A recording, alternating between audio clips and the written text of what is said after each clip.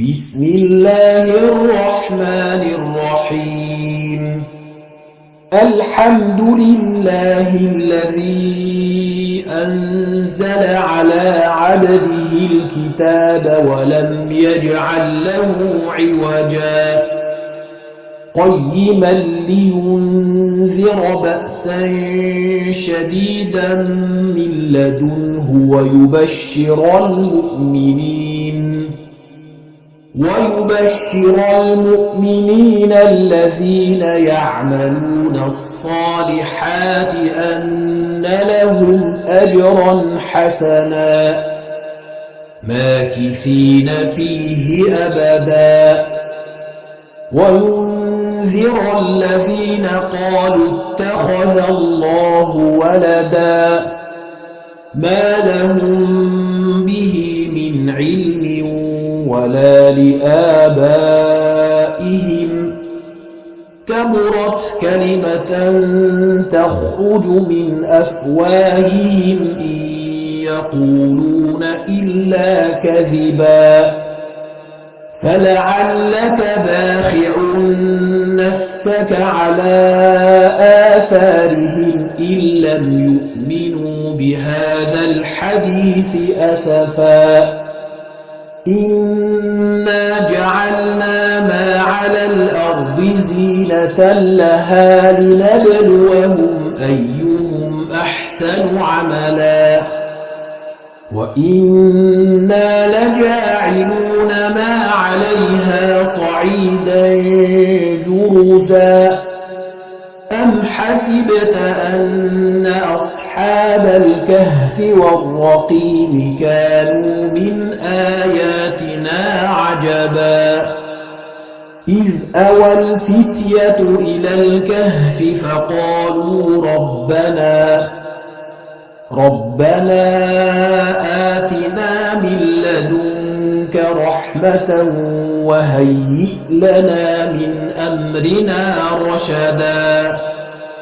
فضربنا على آذانهم في الكهف سنين عددا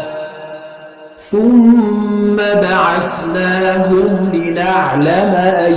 الحزبين أحصى لما لبثوا أمدا نحن نقص عليك نبأهم بالحق إنهم فتية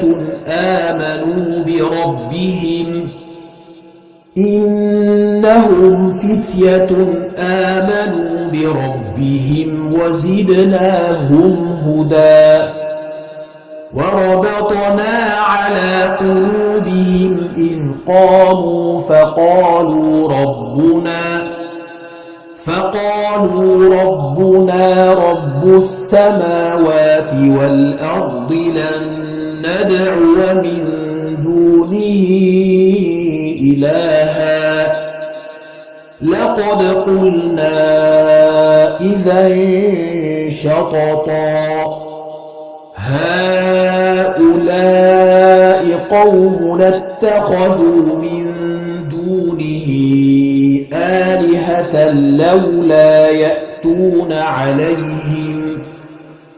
لولا يأتون عليهم بسلطان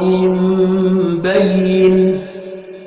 فمن أظلم ممن افترى على الله كذبا وإذ اعتزلتموهم وما يعبدون إلا الله فأووا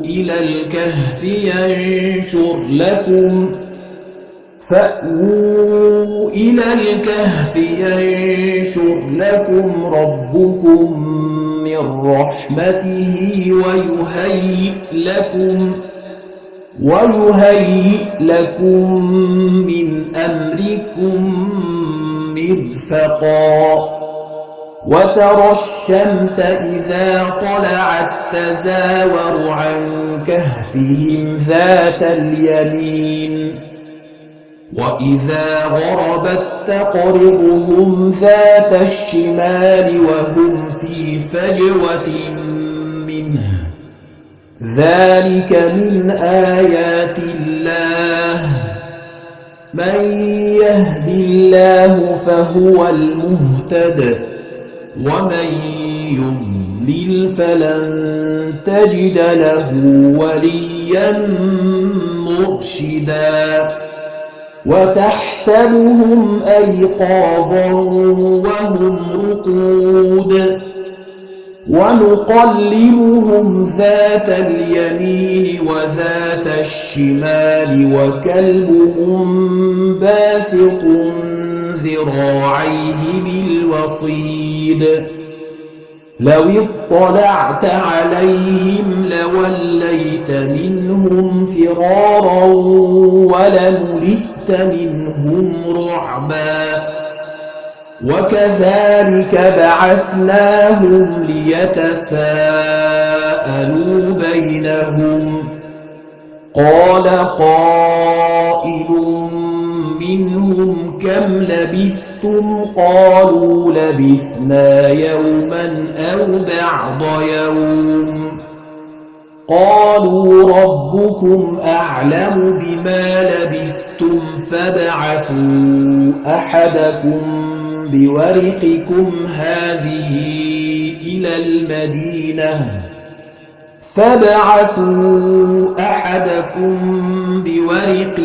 هذه إلى المدينة فلينظر أيها أزكى طعاما فليأتكم برزق منه وليتلطف ولا يشعرن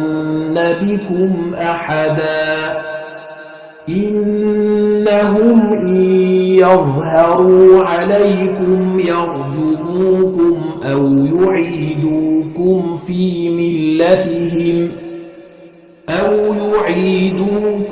في ملتهم ولن تفلحوا إذا أبدا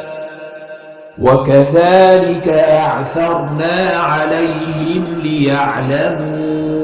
أن وعد الله حق وأن الساعة لا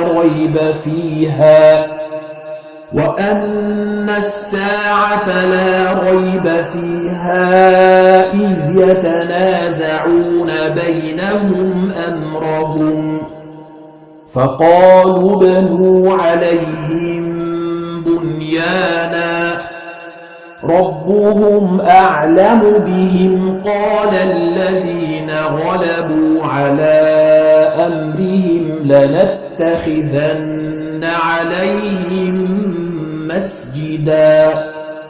سيقولون ثلاثة رابعهم كلبهم ويقولون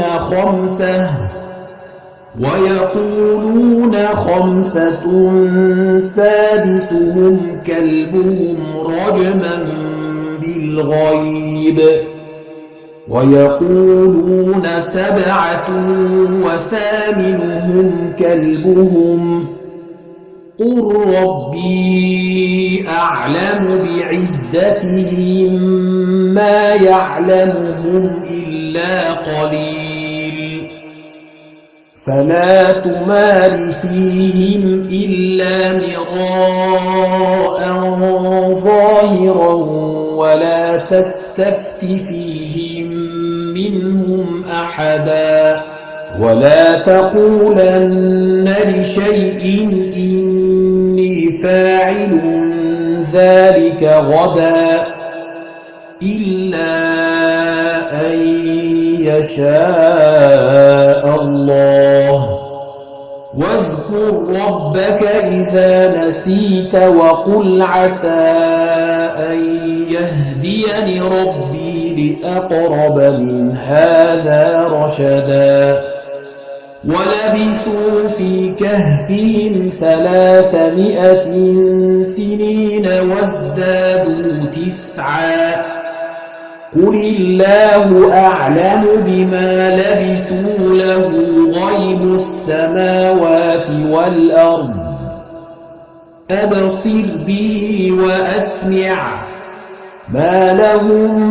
من دونه من ولي ولا يشرك في حكمه أحدا واتل ما أوحي إليك من كتاب ربك لا مبدل لكلماته ولن تجد من دونه ملتحدا واصبر نفسك مع الذين يدعون ربهم بالغداة والعشي يريدون وجهه ولا تعد عيناك عنهم تريد زينة الحياة الدنيا ولا تطع من أغفلنا قلبه عن ذكرنا واتبع هواه وكان أمره فرطا وقل الحق من ربكم فمن شاء فليؤمن ومن شاء فليكفر إنا أعتدنا للظالمين نارا أحاط بهم سرادقها وإن يستغيثوا يغاثوا بماء كالمهل يشوي الوجوه بئس الشراب وساءت مرتفقا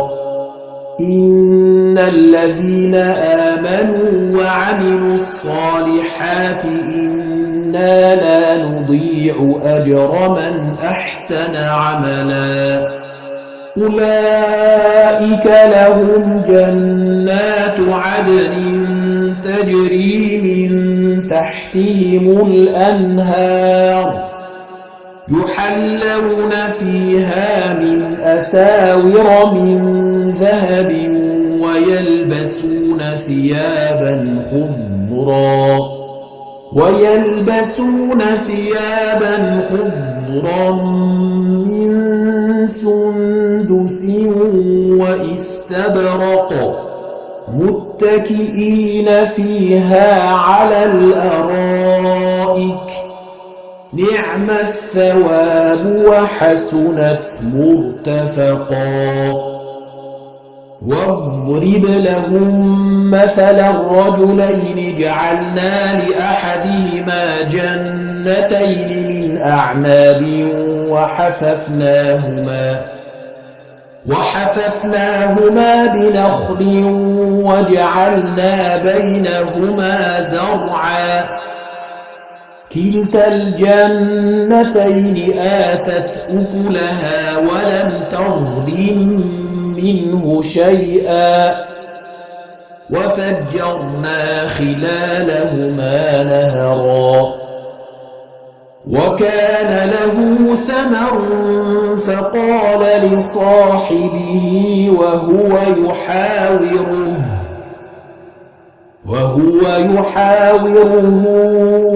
أنا أكثر منك مالا وأعز نفرا ودخل جنته وهو ظالم لنفسه قال ما أظن أن تبيد هذه أبدا وما أظن الساعة قائمة ولئن رددت إلى ربي لأجدن خيرا منها منقلبا قال له صاحبه وهو يحاوره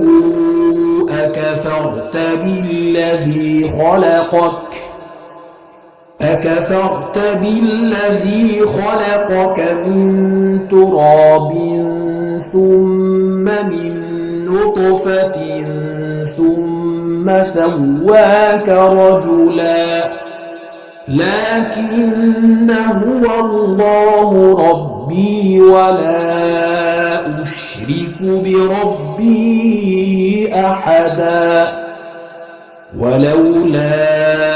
إذ دخلت جنتك قلت ما شاء الله لا قوة إلا بالله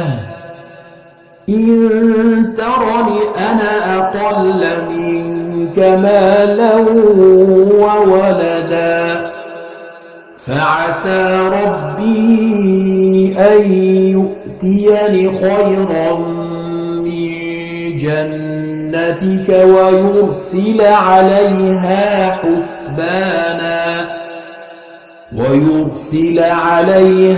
حسبانا من السماء فتصبح صعيدا زلقا أو يصبح ماؤها غورا فلن تستطيع له طلبا وأحيط بثمره فأصبح يقلب كفيه على ما أنفق فيها وهي خاوية على عروشها ويقول يا ليتني لم أشرك بربي أحدا ولم تكن له فئة ينصرونه من دون الله وما كان منتصرا هنالك الولاية لله الحق هو خير ثوابا وخير عقبا واضرب لهم مثل الحياة الدنيا كماء أنزلناه من السماء فاختلط به نبات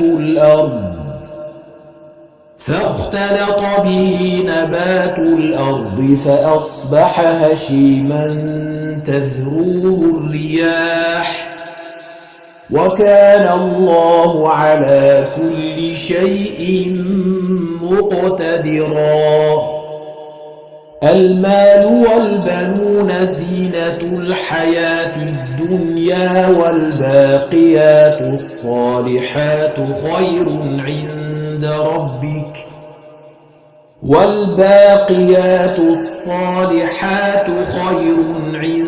ربك ثوابا وخير أملا ويوم نسير الجبال وترى الأرض بارزة وحشرناهم فلم نغادر منهم أحدا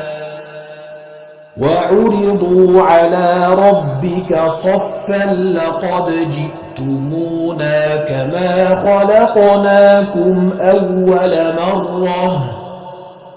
بل زعمتم أن لن نجعل لكم موعدا ووضع الكتاب فترى المجرمين مشفقين مما فيه ويقولون يا ويلتنا ما لهذا الكتاب لا يغادر صغيرة ولا كبيرة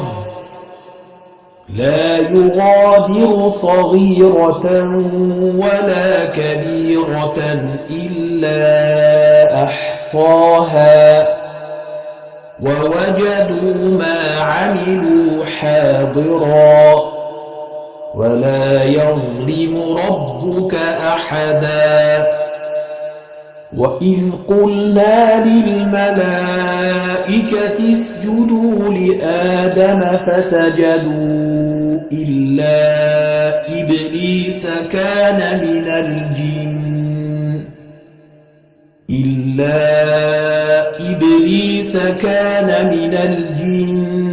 ففسق عن أمر ربه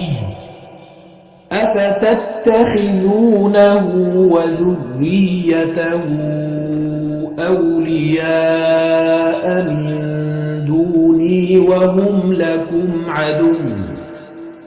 بئس للظالمين بدلا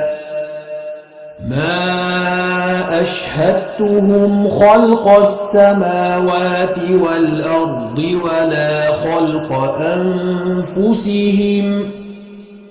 وما كنت متخذ المضلين عضدا ويوم يقول نادوا شركائي الذين زعمتم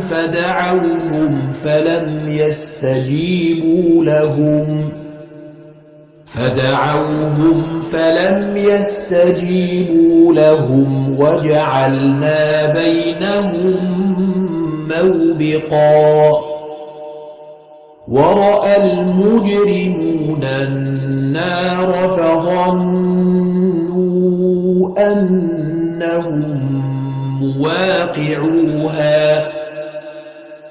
فظنوا أنهم مواقعوها ولم يجدوا عنها مصرفا ولقد صرفنا في هذا القرآن للناس من كل مثل وكان الإنسان أكثر شيء جدلا وما منع الناس أن يؤمنوا إذ جاءهم الهدى ويستغفروا ربهم إلا أن تأتيهم سنة الأولين أو يأتيهم العذاب قبلا وما نرسل المرسلين إلا مبشرين ومنذرين ويجادل الذين كفروا بالباطل ليدحضوا به الحق واتخذوا آياتي وما أنذروا هزوا ومن أظلم ممن ذكر بآيات ربه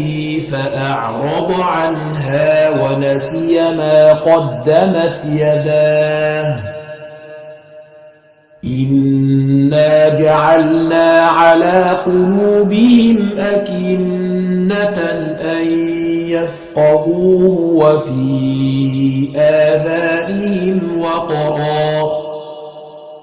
وإن تدعوهم إلى الهدى فلن يهتدوا إذا أبدا وربك الغفور ذو الرحمة لو يؤاخذهم بما كسبوا لعجل لهم العذاب بل لهم موعد لن يجدوا من دونه موئلا وتلك القرى أهلكناهم لما ظلموا وجعلنا لمهلكهم موعدا وإذ قال موسى لفتاه لا أبرح حتى أبلغ مجمع البحرين أو أمضي حقبا فلما بلغا مجمع بينهما نسيا حوتهما فاتخذ سبيله في البحر سربا فلما جاوزا قال لفتاه آتنا غداءنا لقد لقينا من سفرنا هذا نصبا قال أرأيت إذ أوينا إلى الصخرة فإني نسيت الحوت وما أنسانيه إلا الشيطان أن أذكره واتخذ سبيله في البحر عجبا قال ذلك ما كنا نبغ فارتدا على آثارهما قصصا فوجدا عبدا من عبادنا آتيناه رحمة من عندنا وعلمناه من لدنا علما قال له موسى هل أتبعك على أن تعلمني مما علمت رشدا قال إنك لن تستطيع معي صبرا وكيف تصبر على ما لم تحط به خبرا قال ستجدني إن شاء الله صابرا ولا أعصي لك أمرا قال فإن اتبعتني فلا تسألني عن شيء حتى أحدث لك منه ذكرا فانطلقا حتى إذا ركبا في السفينة خرقها قال أخرقتها لتغرق أهلها لقد جئت شيئا إمرا قال ألم أقل إنك لن تستطيع معي صبرا قال لا تؤاخذني بما نسيت ولا ترهقني من أمري عسرا فانطلقا حتى إذا لقيا غلاما فقتله قال أقتلت نفسا زكية بغير نفس لقد جئت شيئا نكرا قال ألم أقل لك إنك لن تستطيع معي صبرا قال إن سألتك عن شيء بعدها فلا تصاحبني قد بلغت من لدني عذرا فانطلقا حتى إذا أتيا أهل قرية استطعما أهلها فأبوا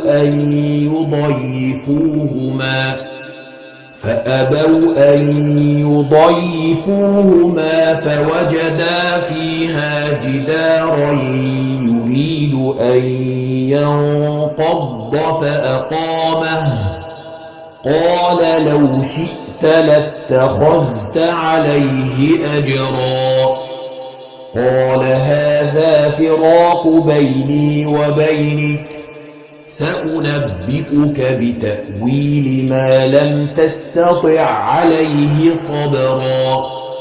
أما السفينة فكانت لمساكين يعملون في البحر فأردت أن أعيبها وكان وراءهم ملك يأخذ كل سفينة غصبا وأما الغلام فكان أبواه مؤمنين فخشينا أن يرهقهما طغيانا وكفرا فأردنا أن يبدلهما ربهما خيرا منه زكاة وأقرب رحما وأما الجدار فكان لغلامين يتيمين في المدينة وكان تحته كنز لهما وكان أبوهما صالحا فأراد ربك أن يبلغا أشدهما ويستخرجا كنزهما رحمة من ربك وما فعلته عن أمري ذلك تأويل ما لم تستطع عليه صبرا ويسألونك عن ذي القرنين قل سأتلو عليكم منه ذكرا إنا مكنا له في الأرض وآتيناه من كل شيء سببا فأتبع سببا حتى إذا بلغ مغرب الشمس وجدها تغرب في عين حمئة ووجد عندها قوما قلنا يا ذا القرنين إما أن تعذب وإما أن تتخذ فيهم حسنا قال أما من ظلم فسوف نعذبه ثم يرد إلى ربه فيعذبه عذابا نكرا وأما من آمن وعمل صالحا فله جزاء الحسنى وسنقول له من أمرنا يسرا ثم أتبع سببا حتى إذا بلغ مطلع الشمس وجدها تطلع على قوم لم نجعل لهم من دونها سترا كذلك وقد أحطنا بما لديه خبرا ثم أتبع سببا حتى إذا بلغ بين السدين وجد من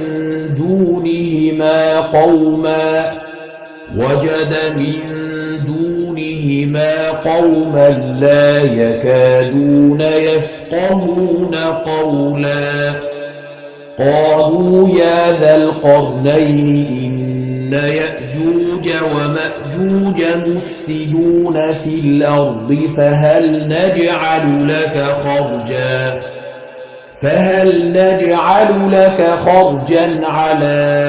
أن تجعل بيننا وبينهم سدا قال ما مكني فيه ربي خير فأعينوني بقوة أجعل بينكم وبينهم ردما آتوني زبر الحديد حتى إذا ساوى بين الصدفين قال انفخوا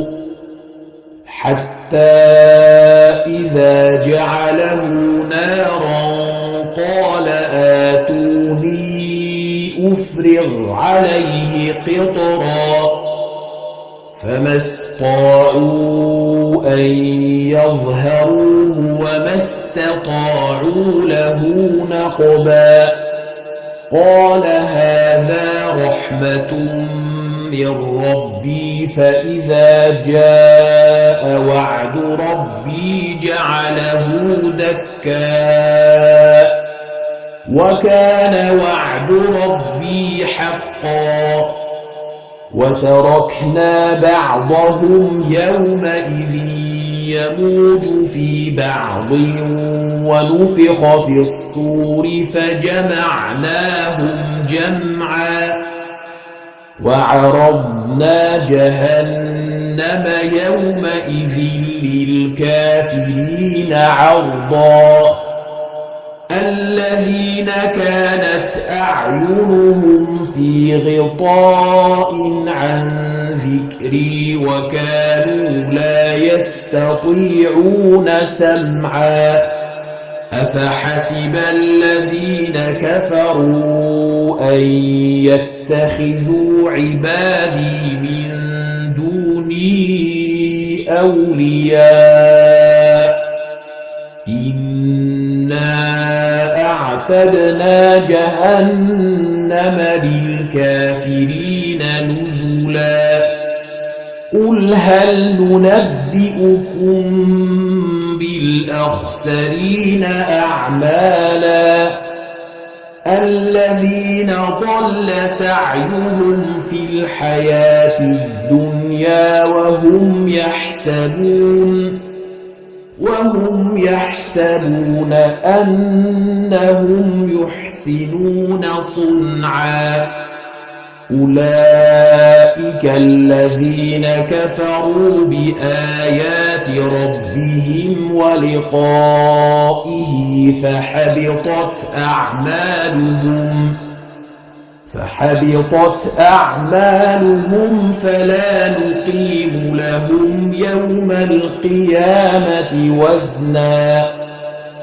ذلك جزاؤهم جهنم بما كفروا واتخذوا آياتي ورسلي هزوا إن الذين آمنوا وعملوا الصالحات كانت لهم جنات الفردوس نزلا خالدين فيها لا يبغون عنها حولا قل لو كان البحر مدادا لكلمات ربي لنفد البحر قبل أن تنفد كلمات ربي ولو جئنا بمثله مددا قل إنما أنا بشر مثلكم يوحى إلي أنما إلهكم إله واحد فمن كان يرجو لقاء ربه فليعمل عملا صالحا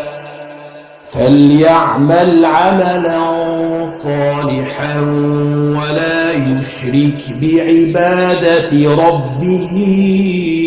أحدا.